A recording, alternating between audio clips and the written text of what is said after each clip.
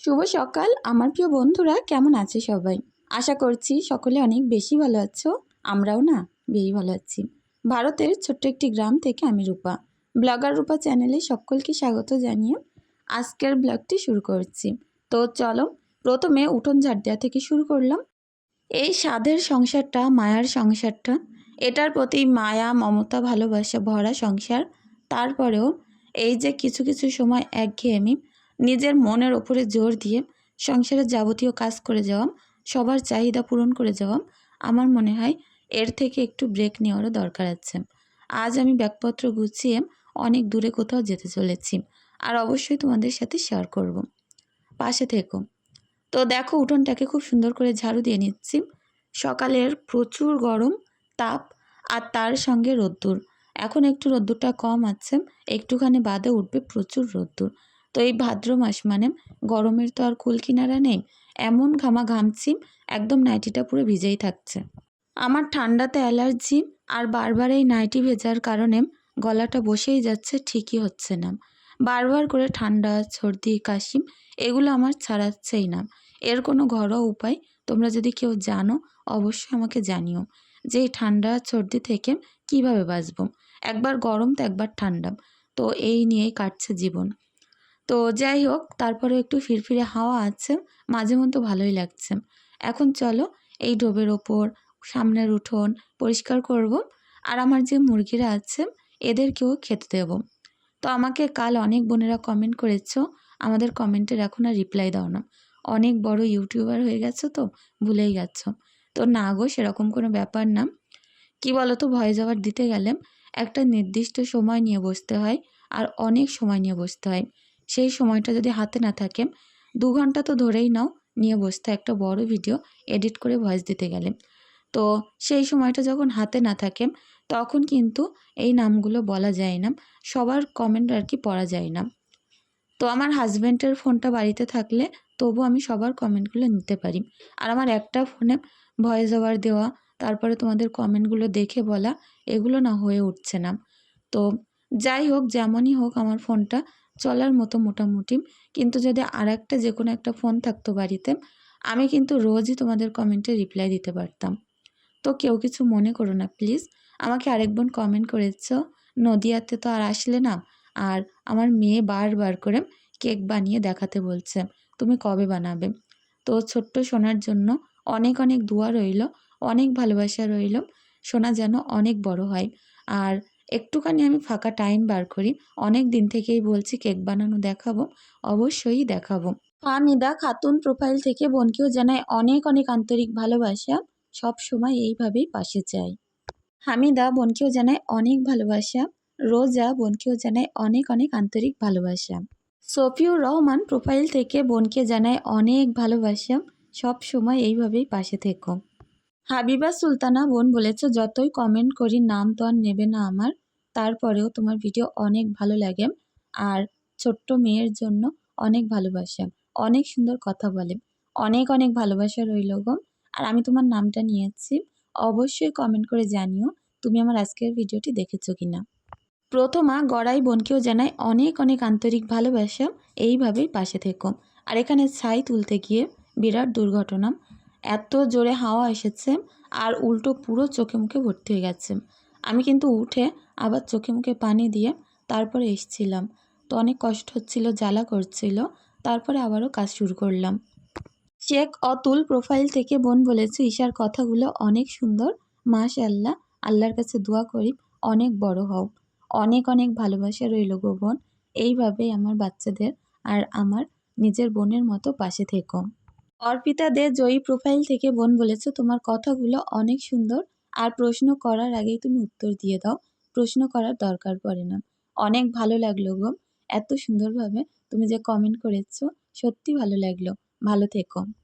মা মেয়ে প্রোফাইল থেকে বোনকে জানায় অনেক অনেক ভালোবাসা, অনেক দিন থেকে আমার পাশে আছো, অনেক ভালো লাগে। এমডি কবির প্রোফাইল থেকে বোনকেও জানায় অনেক অনেক আন্তরিক ভালোবাসা। এদিকে দেখো, ভাতের পানি বসিয়ে দিয়েছি, চাল ধুয়ে দিয়েছি, আর ওই দিকটায় কড়া বসিয়েছি, আর আস্তে আস্তে করে জাল ধরিয়ে নিচ্ছি। কি জানো তো, সকালবেলা আমি যদি সমস্ত কাজ করে রান্না করতে যাই, তাহলে কিন্তু আমার রান্নাটা অনেক লেট হয়ে যাবে। ওই কারণে ভাবলাম রান্না করতে করতে কাজ করব, তাহলে 10টার অনেক আগেই হয়ে যাবে। কোনো দিন কিন্তু একদম সেম টাইম আমার কাজ শেষ হয়। তখন বাচ্চাকে স্কুলে নিয়ে যেতে হয় অনেক তাড়াতাড়ি গাড়ি চালিয়ে। ওই টাইমটায় কি বলবো, খুব রিস্কে থাকি। ওই কারণে ভেবেছি যাতে আরও একটু টাইম বাঁচানো যায়, এখন থেকে রান্না বসিয়ে অন্যান্য কাজ করব। মাজারুল মণ্ডল প্রোফাইল থেকে বোন বলেছ যে দিদি আমিও তোমার দেখে ক্যারেটে উনান বানিয়েছি, আর আমার দেখা দেখি আমার আশেপাশে 6 জন উনান বানিয়েছে। অনেক ভালো লাগলো গো শুনে। কেউ যদি একটা কাজ করে সেটা অবশ্যই কাজের হয়, মানুষ কিন্তু সেটা দেখে ইন্সপায়ার হয়ে সেও করতে থাকে। এইটাই হচ্ছে আমাদের মানুষদের স্বভাব। আর এত সুন্দর কমেন্ট করার জন্য গো বোন, অনেক ভালো লাগলো। তো আমার ওই যে ক্যারেটের উনানটা বানানোর পরে আমার বাড়ির পাশেও কিন্তু অনেকেই বানিয়েছে। অনেকে তো বলে গেছে যে রূপা একটা উনান বানিয়ে দিও, সেটা যেন দেখতে পুরোপুরি তোমার উনানের মতন হয়। তো সময় কোথায় বলো, প্রায় 4-5 জন বলেছে কার উনানেরে কার উনান বানিয়ে দেব। আর একটা উনান বানাতে গেলে অনেক সময়ের দরকার হয়, আমি তখন ঠিকঠাক করে বাড়িতেই থাকতে পারি না। তো যাই হোক, সবাইকেই বলেছি বানিয়ে দেব, কিন্তু এখনও দেওয়া হয়নি। এমডি আলামিন প্রোফাইল থেকে বোন বলেছ মাশাআল্লাহ, ঈশা মামুনির কথাগুলো যেমন সুন্দর, দেখতেও মাশাআল্লাহ। আর বোন বলেছ মামুনির জন্য অনেক দোয়া রইল, অনেক বড় হও। অনেক অনেক ভালোবাসা রইল গো, তোমরাও অনেক ভালো থেকো, দোয়া করি। অনুপমা মিত্রা বোন বলেছ কটা দিন হলো তোমার ভিডিও দেখতে পারিনি, আজকে দেখছি। তোমার ডিপ ফ্রিজটা কি তুমি ব্যবহার করো না? তো ডিপ ফ্রিজটাই মাঝে মধ্যে ব্যবহার করা হয়, বাড়িতে সেরকম কিন্তু খুব বেশি স্টকে মাছ মাংস রাখা হয় না। যখন আর কি পুকুর ছাঁচা হয়, বেশি একটু মাংস কিনে রাখলো, কিংবা অনেক দেখা যাচ্ছে হাঁস মুরগি জবাই করে দিলাম, তখন ওইটার মধ্যে রাখা হয়। তো যাই হোক, ওই ফ্রিজটা আমরা বিক্রি করে দিচ্ছি। তো যে আর কি ফ্রিজটা খারাপ করে ফেলেছিল, সে অল্প টাকায় কিনে নেবে বলেছে, তো দিয়ে দেব। তো যাই হোক, বোন বলেছ পাকা বুড়িটা খুব সুন্দর কথা বলে, অনেক ভালোবাসা রইল গো পুরো ভিডিও জুড়ে পাশে থাকার জন্য। আবিদ হোসেন, রেণুকা লাইফস্টাইল, ফুলমণি বোনদেরকে জানায় অনেক অনেক ভালোবাসা, সব সময় এইভাবেই পাশে থেকো। যে সকল বোনেরা রোজ আমাকে এত সুন্দর সুন্দর কমেন্ট করো, এতটা আমার ভিডিও করতে আগ্রহ যোগাও, সকলের জন্য রইল অনেক অনেক দোয়া ভালোবাসা। আর অবশ্যই ভিডিওর এই প্রান্ত পর্যন্ত এখনও পর্যন্ত আমার সাথে যারা আছো, তাদের কাছে আমি আশা রাখবো একটা করে লাইক করে দিও। তো দেখো, রান্না বসিয়ে দিয়ে কিন্তু ঘরের কাজ করছিলাম আমি, তার মধ্যে ভাবলাম একবার দেখে আসি। দেখছি এদিকে আলুটা কিন্তু সেদ্ধ হয়ে গেছে, আর ঝোলটাও শুকিয়ে গেছে। এখন খুব সুন্দর করে কষিয়ে নিয়ে এর মধ্যে ঝোল দিয়ে ডিম তুলে দেব। আজকে একদম সিম্পল রান্না করেছি, ডিম আলু, দুটো ডিম ভেঙে দিয়ে সুন্দর করে ভাজা করে নিয়ে ডিম আলুটা আমি বানাবো। তো বাড়িতে থাকবো না বললাম, ব্যাগ বেডিং গুছিয়ে নিয়ে চলে যাব, ওই কারণে রান্নারও অতটা ঝামেলা রাখছি না। তো চলো, ওই দিকটাই ভাতটা হতে থাক। আর আমি যে সবজিটা করলাম আলুর তরকারি, ওটাকে একটু নামিয়ে রাখলাম। তো যেহেতু দুটো উনান, ভাতটা তো এখনো হয়নি, নামাতে পারছি না। তো তরকারিটা নামিয়ে এই দিকটা আমি দুটো ডিম ভাজা করে নেব। আর এইভাবে ডিম আলু করলে আমার হাজবেন্ড অনেক পছন্দ করে। সব সময় তো ডিম সেদ্ধ করে ভেজে আমরা ডিম আলু বানাই, কিন্তু এইভাবে ভেজে করলে আমি দেখেছি একটু অন্যরকম টেস্ট আসে। তো চলো, ডিমটাকে মোটা করে উল্টে উল্টে আস্তে আস্তে সুন্দর করে ভেজে নেব, আর তারপরে চৌকো চৌকো পিস করে নেব। আজকে এখনো প্রচুর কাজ বাকি, আবার মেয়েকে নিয়ে স্কুলে যাব, বাজারে দরকার আছে। তো সবটাই তোমাদের সঙ্গে একটু একটু শেয়ার করব। কেন গেলাম, কোথায় গেলাম, কি করলাম, অবশ্যই শেয়ার করব। তো যাই হোক, আজকে একদম তোমাদের সঙ্গে সারাদিন যে কাজকর্ম করছি সেই ভিডিওগুলো রাতে বসে এডিট করে পরের দিন একদম টাটকা ব্লগ দেব। আর কি বলো তো, কোথায় যাচ্ছি, কি করছি, এগুলো আমি তোমাদের সঙ্গে শেয়ার করতে চাই, কারণ আমার জীবনের সঙ্গে তোমরা জুড়ে আছো। আমার প্রতিটি মুহূর্ত আমি চাই এই ইউটিউবের প্রত্যেকটা পাতায় তোলা থাক। আমি যখন নাও থাকবো, তখন এইগুলো স্মৃতি হয়ে দাঁড়িয়ে থাকবে। আর অবশ্যই তোমরা সেই দিন আমার নাম করবে। মানুষ কখন আছে কখন নেই কিছুই বলার নেই। যদি সমাজে কিছু ভালো বার্তা, মানুষের সঙ্গে ভালো ব্যবহার আমি রেখে যেতে পারি, অবশ্যই তারা আমার একদিন নাম করবে। এই জিনিসটাতে আমি প্রচুর বিশ্বাস করি। দেখো, ভালো ব্যবহার কিন্তু একটা খারাপ মানুষকেও পরিবর্তন করতে পারে। আর আমরা যেভাবে আর কি এখনকার জামানায় মানুষকে না দেখেই বিচার করতে থাকি, তবুও এরকম একটা সোশ্যাল মিডিয়াতে এসে তোমরা আমাকে চেনো না, জানো না, তারপরেও যে এতটা ভালোবাসা দিয়েছো, সত্যি আমি কৃতজ্ঞ। তো যাই হোক এই ঘরের কাজ-টাজগুলো এখন গোছাবো। প্রচুর গরম লাগছে। মুখ মুছতে পুরো ওড়না ভিজে যাচ্ছে। এরকম একটা অবস্থা। গুমসো গরম, তার সঙ্গে একদম পুরো ফাটানো রোদ্দুর।